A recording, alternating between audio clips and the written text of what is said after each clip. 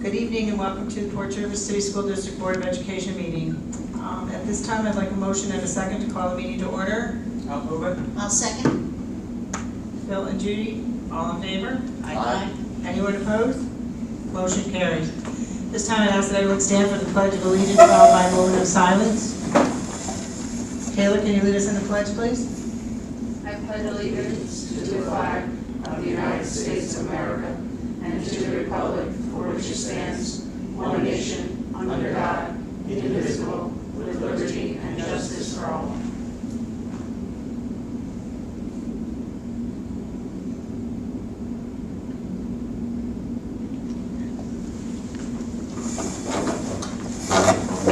At this time, I'd like a motion and a second to approve the board meeting agenda, please. Hello? Who seconded? I'm sorry, Brian? All in favor? Aye. Anyone opposed? Motion carries. Okay, this time we have administrative reports. Mr. Lenz? Oh, yes, good evening. I would just like to discuss a couple items this evening. One being that there, of course, has been some news articles and a little bit of chatter, especially among school districts, about the fiscal climate and the results of COVID going on over the last several months.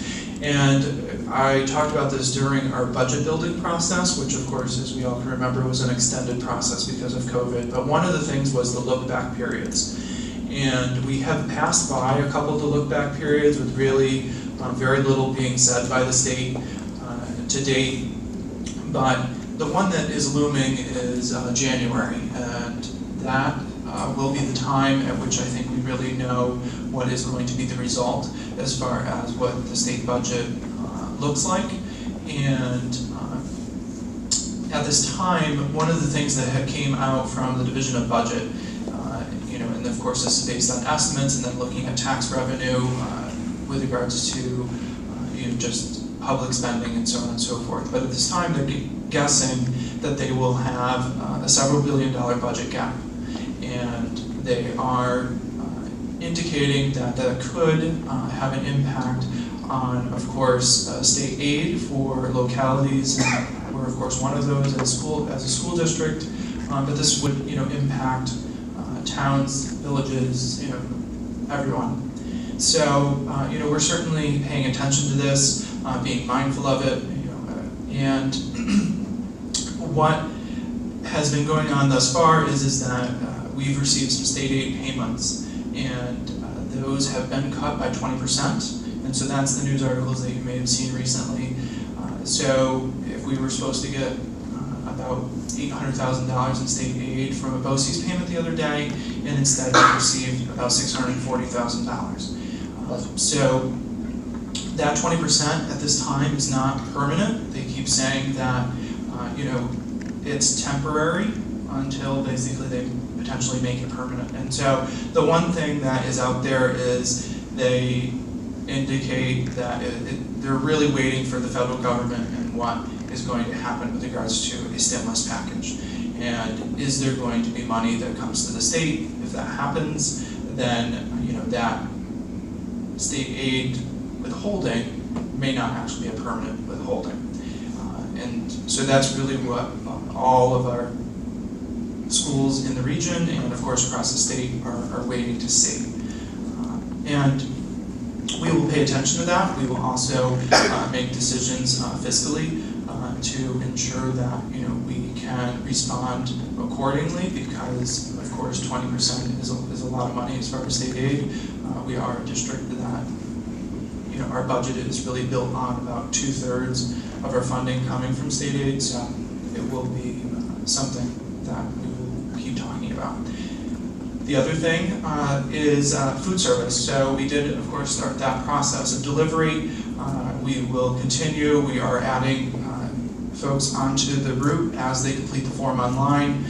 That does take a few days to happen because as you add the names, then our routing individual has to add you to the route, and of course that may get to food service and get on there.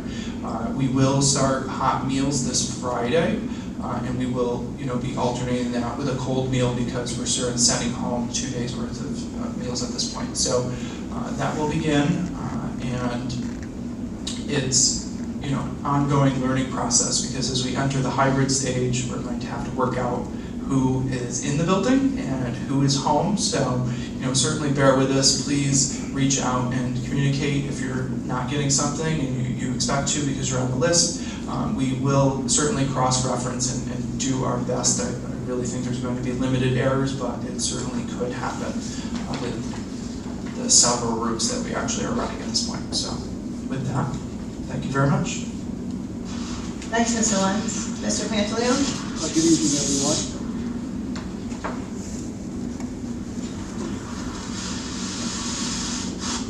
Good evening, everyone. First and foremost, I would just like to commend our teaching staff. They did an amazing job in opening schools and just preparing our students, and really student engagement, which has been phenomenal.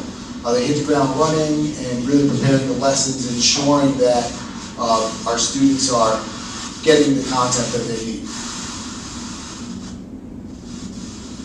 I also want to commend our building administrators for the countless reopening meetings that they've held, along with preparing our students and staff for entering the building this Monday. Again, I'm just really blown away by just what's been going on in the classrooms, and just to really commend everyone involved for the reopening. Along with that, I also want to recognize our athletic program.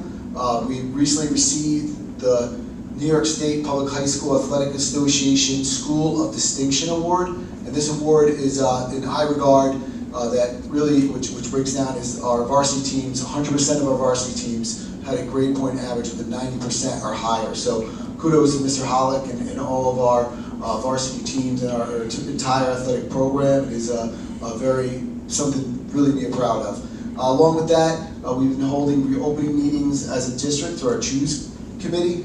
And through this, we were able to prepare in the realm of instruction, safety, and wellness. In the realm of curriculum, we've shared best practices with instructional technology, teaching in a hybrid model, and along with the collaboration that's going on in the district. And today we had an education committee, and Ms. Parker Hughes will talk about it a little bit during her minutes when it's time. Thank you very much. Thanks, Mr. Pantaleone. Thanks, Mr. Pantaleone. Mr. Rydell? Thank you very much, and just to accentuate what Nick was, Mr. Pantaleone was just talking about with the athletic award, and looking at the recipients, I believe there were only 3 other schools in Section 9. I could be wrong, maybe it was 4, but nonetheless, it is a very distinguished distinction award, so we're extremely proud of that. Again, echoing what Mr. Pantaleone said about the work of the teachers, the faculty, and staff over the past few weeks has just been amazing, and I've said it over and over, but inspiring. It's just been great. I do want to just point out a few individuals, which I generally don't do, but once again, Emerson Segarra and the IT department, every obstacle, just have addressed it with professionalism, with incredible knowledge, and so I'm just very grateful for their work and the commitment of each of those individuals, starting with the director. Just a great job. And Kim Lattenville, one of our teachers who's on a special assignment, who basically is an instructional coach. She is doing professional caliber, professional development, and videos being pushed out to our teachers. It's incredible, the return on investment of her work. So I just wanted to really just publicly thank those 2 individuals in the departments respectively for just really making this opening of the school year, which could have been incredibly riddled with issues and concerns, and really minimized and mitigated many of those. So just wanted to make sure the board was aware of that. And also, we did our building tour this evening of ASK and the high school, and I think each of you would agree that in addition to the preparation for having our students re-enter the buildings next week, one of the things that's also, I think, evident is how beautiful the buildings are. The work that our buildings and grounds team have done over the past several months, and really with precision and incredible speed over the past several weeks to do the final touches, just amazing. So I just want to acknowledge our buildings and grounds team for that. And I'll close with just a reminder of something that's very exciting to me, and I'm hoping for many, and that is Phase 2. And so, as a reminder, these phases are Port Jervis City School District specific. This is our plan. These are our phases. So what we have coming up on Monday, September 21st, is Phase 2. And so basically what is that? For the most part, it means that on Monday, Tuesday, Thursday, and Friday, we'll have about 25% of our students in our buildings going through their normal schedule, while the remainder of students will be on the remote model that they're currently using right now. So what does Monday look like? That will be cohort 1A. Tuesday will be cohort 1B. Wednesday will be all remote. Then Thursday will be 2A, etc. So the transportation postcards were sent out to our families. That will tell you the time of the pickup for the bus, but it does not indicate your cohort or the day, because those could change as we go through the phases. So really, I just ask the parents, double check the cohort designation and what day of the week that corresponds to. And if there are any questions at all, do not hesitate to call us or email us, call the building principal, the main office. We are all here to help, and we all know the plan and when each of the students are supposed to be in. So we look forward to Phase 2, and even more so, we look forward to when Phase 3 and Phase 4 happen. So with that, thank you. Thanks, Mr. Reichow. Next item on the agenda is consent agenda. These include minutes of the September 1st, 2020 regular meeting, CSE meeting minutes from 8:28 and 8:31, CPSE meeting minutes from 8:24, 8:31, 9:1, and 9:3, donation to the Port Jervis City School District from Never Sink True Value Lumber, health and safety kits, treasurer's financial reports for August, and at this time I'd like a motion and a second to approve the consent agenda items, please. I'll move it. I'll second. Bill and Ray, all in favor? Aye. Anyone opposed?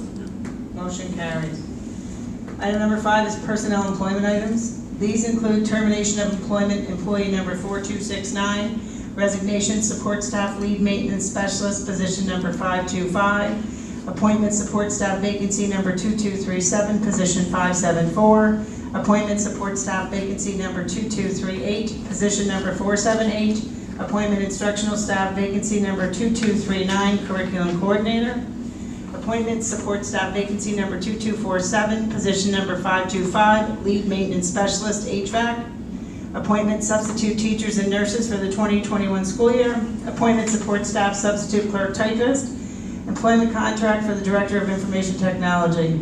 At this time, I'd like a motion and a second to approve these items. I'll move it. I'll second. I would like to Wait, table who moved it an first? item. I did, Okay, and who Ray moved it? seconded. Brian, second. Right.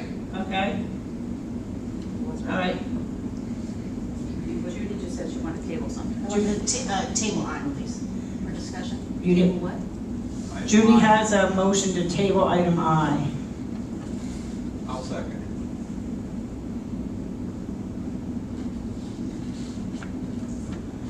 Okay, now I take a vote on the first one, right? Or do I take a vote on the table? Because I'm not sure. Take a vote on the table first. Okay, so all in favor of tabling item I? Aye. Two, all opposed? Opposed? Aye. You're all, everybody else is opposed? Okay. So the table does not pass. That's the vote of 7 ayes and 2 nays. Okay, all in favor of approving the whole list? Aye. Anyone opposed? Opposed. Okay, so that passes at a vote of 7-2. I'm free and I'm not opposed. Okay. Okay, item 6. Quality bus lease agreement. I need a motion and a second to bring this item to the floor for discussion. Second. Is there any discussion on this item? Joe, did you have anything to say? I was just going to say that this is really just renewing a lease agreement that's been in play for multiple years. That really just allows them to have 5 parking spaces in our lower parking lot prepared, to go from here. So that's really what this says at no cost to them. Any other questions? All in favor? Aye. Anyone opposed? Motion carries. Item 6B, appointment lead evaluator of teachers, Brett Cancredi and Justin Karam. I need a motion and a second to approve this item. I'll move it. Second? Any questions on this one or any discussion? All in favor? Aye. Anyone opposed? Motion carries. Okay, yearly building tours by board members. This is a requirement, as you know, that we tour all the buildings. So, did you want to talk about this, Mr. Reno? Or you want us to discuss dates? Okay, all right, go ahead. What do you want me to discuss? Sure. Yeah. So, yeah, what we would need to do is establish what our dates would be, particularly for the other 2 buildings. One of the things that we could consider is, what future board meetings look like, and as far as attendance goes. And one of the things that I will be speaking to you that's separate and distinct of the building tours is slowly transitioning, or not slowly, but transitioning back to with physical distancing, having members in the audience, so starting out with the building administration for our next meeting, where they can report out how phase 1 and phase 2 have gone for their 2 buildings. Potentially phase 3, how that's starting, we'll see. But getting back to the topic at hand, at that point, we would need a space that could accommodate that. The high school cafeteria does do that. One of the things we may want to consider is having our next meeting at HBE. We could set up there, do that building tour, and perhaps do something similar, or just do a separate one for the middle school at a later date. But I think it's important for the board to see each of our buildings as they're operating as we open the school year, just as important as it is to see them at any point during the school year. So that's what I'd like to consider. So at the very least, getting our next board meeting, potentially at HBE, which is October 6th. Now looking at the calendar. Yes. So we can certainly figure this out, but I am going to need a little bit of time for an audit committee meeting at our next meeting, October 6th. The beauty of that, Mr. Lenz, is that HBE is a relatively small school, and I anticipate that that tour would be pretty That's fine by me. pretty fluid and efficient. Does anybody have any issues with those dates? Okay, so the letter that we got from Kristen. Okay, so this on here says the 10th, this one says the 20th, so not what it Yeah. said on here. Yeah, On so the- we'll on do our it- thing, yeah, says we'll the do it the 20th, 6th we'll do the 6th instead. instead. That's my proposal.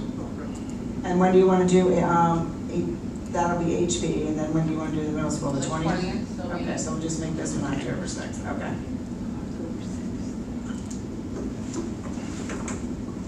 And then we would hold our board meeting at HB on the 6th then. Yeah, and then the board meeting will be out there, yeah. So October 6th is going to be HBE? Yes. It'll be an audit committee meeting, a tour, and the board meeting. Yeah, if everyone's okay with this, we'll get this out to you via email tomorrow, and then we'll also follow up as the day gets closer. How early would we start if we're doing all of that? I would anticipate that it could potentially be 6 o'clock. The audit committee meeting should not be very long, correct? It shouldn't be. So I think between the 2 of them, allocating 30 minutes for each would be more than sufficient. Does 6 o'clock work for everyone that evening? Okay. And then are we doing the 20th then, or are we gonna wait? No, so we're going to do the tour of HBE will be Yeah, October got that. 6th, and then middle school will be the 20th. Middle school. Middle school, making sure, thank you. We'll go to the middle school, they're gonna stay there or come back here? No, at this point, I think the safest plan would be to tour the middle school and then come back here. Okay. Okay. On the 20th. Okay.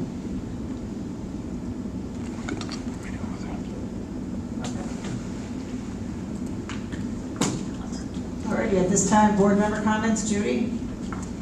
I just want to state that looking at these classes today did make me feel better. They look like they're well organized, and I think our children will, and our teachers will be safe. So I bet everybody's looking forward to the first day. Brian? Kayla? Bill? Nothing? Tanya? We had the education committee today. Did you want the minutes on that briefed, or do you want to wait till next meeting, or? Fresh in my head, and I have the minutes right You here. have it right there, go ahead. Let's just do And then that. you can just give us a copy for information at the next meeting, okay? So, well, we'll give it to Kristen and she can attach it to, okay. Sure. So, the education committee met today via Google Meet, and we discussed a range of topics, discussing educational software to modalities to increase parent involvement and communication. First, we had a presentation by Ms. Stan Kunis, the high school science teacher, on gizmos and pivot, and she showed us a program that provides a range of feedback to teachers. The purpose of the platform was to provide students the opportunity to gain experiences for the required lab hours through a virtual setting. New York State has recently communicated that students can acquire the aforementioned hours through a combination of in-person and virtual instruction. The middle school and high school will pilot the program, followed by an introduction at the elementary level. So basically what that was is high school sciences you have to do hands-on labs for. And these are virtual labs. They're really cool. She showed us an example. It was really kind of neat what they were able to do. So they're virtual labs that they're doing online. The next presentation was focused on the educational platform Raz Kids. The online literacy program affords students the opportunity to access leveled readers throughout their devices. Diana Gable and Mary Broas both shared their enhanced features to benefit English language learners. The program is designed for grades K through 5, but what was really highlighted is, yes, it's for English language learners, which is important, but it's also for all of the students. And for all of the students to have online access to digital books, and there's a potential with the amount of online learning that's happening, for these students to have access to a plethora of, there's a lot of books on there for these kids to be able to read and interact with, is a huge benefit for our students for really the nominal fee of what it costs for such software. The middle school presentation was on the ELA platform Quill. Quill is a program to increase writing and grammar skills for students. The program also embeds data tools that provides specific assistance on students at specific skill levels, so then the teachers can target the learning for those individual students on those particular skills that those students need learning on. So for example, the one example they gave was if you have only a small portion of students who, for example, have problems with comma usage, only those students who need comma practice get the comma practice, as opposed to everyone in the class working on comma worksheets. It's very targeted, which is great. Then Kim Lattenville, the district instructional technology coach, provided an overview on the Otis parent platform, Google breakout rooms, and an overview of a student and staff Google classrooms that have been created. And Nick, you can probably clarify this a little bit better, but the platform is it already available to parents? I didn't ask that today. The Otis platform, is that already available to parents, or is it going to be available? It's going to be available. We're going to launch it this week. Okay, so coming this week, there will be a platform for parents to be able to go on so that they can learn how to best help their students, correct? This was my understanding of what the... Chromebook use, Google platform, remote learning. Did you want to clarify, Mike? I see you reaching. Yes. So the Otis platform is what we've been using for about a year for professional development for our faculty and staff.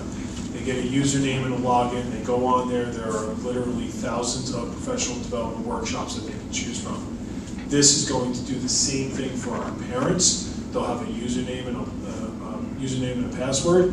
They'll be able to go on and select workshops, if you will, that can help better assist them with some of the things that they may encounter with remote learning, or even when this is all behind us and we're not in remote learning, but just some of the instructional technology tools that are emerging and that we're currently using. So it's really just meant to help with that home-to-school connection and having the parents a partner in the educational process. Thank you for clarifying. I didn't want to misspeak because I knew it sounded exciting that it would be out there for the parents, but I didn't want to say, I got a lot of information during the meeting today. I didn't want to confuse anything. There was a lot going on. There was a lot going on. It is very exciting, as is the Otis platform in general. So Mr. Pantaleone was responsible for launching that for our teachers prior to all this happening. And like I've said before, it's really been incredible. It afforded us a great advantage in that transition. To know that there's a parent piece to this is also very important, because Kim Lattenville, Emerson Cigar, they've been putting out videos, locally developed videos for parents on that Google Classroom, and the Google Classrooms for our buildings. We have a Google Classroom for each building, as you will likely know. But this would give the parents some autonomy in choosing some other things that may be of interest or what have you. So it's very exciting. It is, thank you.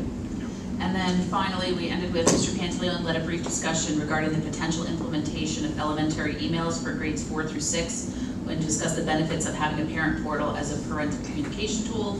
And we concluded with each building providing a report focused on the first week of school and the plans as students begin to transition to in-person education. It was a lot. It was a very informative meeting, but it was a very productive meeting. Busy meeting. But other than that, my only board member comment is I'm excited to have school open back up again. And I'm personally, seeing the protocols put in place, I'm confident that we're bringing your kids back to a safe environment. And I thank everybody for setting that up. I just have a quick question. That would be great to see that presentation, the whole board, to see that. I know that those meetings do take place during the day when I'm not available, but I would be excited to see, especially the parent portion of that, maybe a demonstration or something here We can, for all of us. we can record it and send it to you. Okay, great. I think all of the board We members should should. have, Yeah. if it's public in general, publicize it, it would be great. I think also to that point, Judy, I think we can do that, and I think we can make that part of our next board meeting when we're explaining some of the things that are part of phase 2, phase 3, et cetera, what's happening in our buildings. We can model what that Otis platform looks like, and that'll be something that parents could always refer back to as another tool to how do I get to Otis, how do I log into Otis, et cetera. So.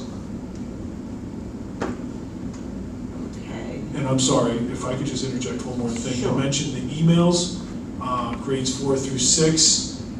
The vision is there's a lot of value to our students having emails, which is why we launched the 7th through 12 last year, and now we're expanding it to 4th through 6th grade. We are exploring what that could look, how that could look for our entire K-12 programming, where we don't envision, we're not naive to think that our kindergartners are going to be composing emails anytime soon, but as an avenue for communication, et cetera, and also for the parents to be able to receive that when they're at that level. We are exploring all options. We'll keep you posted on the developments of that, but right now, the next phase is 4th through 6th grade. Thanks. Flo?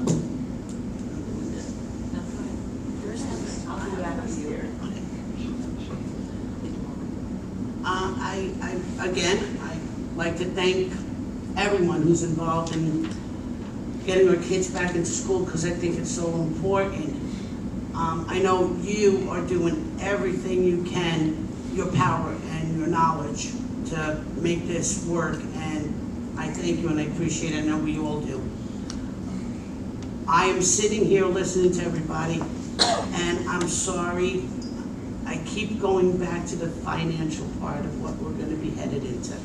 And I know everybody's read the papers. I'm not saying that it's going to happen, it's not going to happen. Here's our first report of what happened to us with the 20% less in state aid. And if you have a question, you want to know something, please call the administrators. Don't let somebody tell you something that's something that's something that's something, and before you know it, we're all going on strike. I can't stress enough how important that is. If you want to know something, we have 3 administrators here that will do their best to answer any question. Is it going to be tough? Yeah, and it's starting to be tough. I'm not sugarcoating it, because I know what I'm feeling at my job. And we're not as big as a school district. But please, again, what this administration has done, and your teachers and your principals, to have our kids come back to school and to be the safest places possible. Don't let hearsay ruin anything else for you. And that's all I have to say. And I thank you for all you do. Right. Nothing at this time. Linda? Okay. I agree with what Flo was saying, and our guys have done an excellent job of getting everything prepared, as well as our teachers and our custodial staff, everybody working here at the building, the IT department. Everybody has really worked hard to get things set up for our children. And I'm really happy to hear about that school distinction award, because that's absolutely amazing that our 90% or higher averages for our students. That speaks volumes about what we're doing here with our students. It's really great. Again, the classrooms were excellent to see how they're set up. Made me feel very confident with my grandchildren coming into the school. I know they're going to be safe, and I applaud you for all the extra studies that you guys have put into play to make it even safer than, you know, I had envisioned it to be. And all I can say is bring on phase 2, because I'm happy to hear it's coming for us. Thank you. Okay, and I'd like to reiterate everybody else's comments. I think,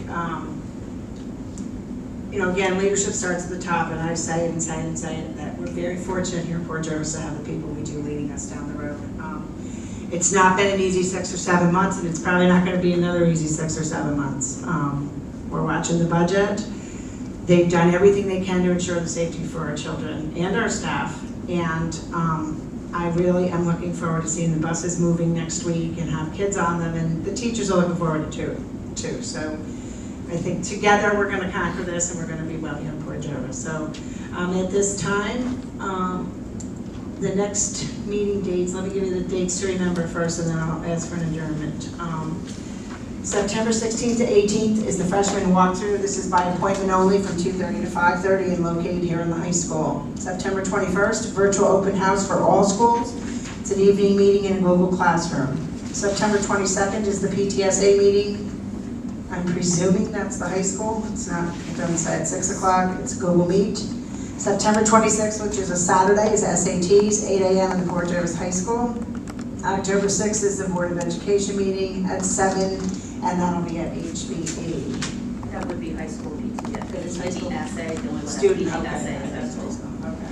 It's been too long, I'm sorry. It's okay. And upcoming events is Saturday, October 17th will be the PSATs at 8 a.m. here at the high school. So at this time, okay. Debbie, can I just add that ASK PTA meeting is September 24th at 7. Is that a Google Meet also for you? Yes. They'll share the link. Yes, okay, all I'm just surprised they were still doing the PS, I keep saying that, PSATs, because across people and.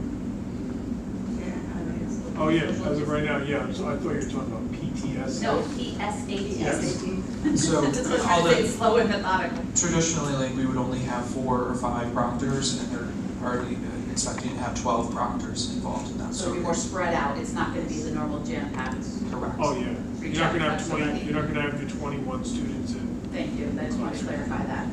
10. Nice. Thank you. Okay, so at this time, I'd like to call for an adjournment. I'll move it.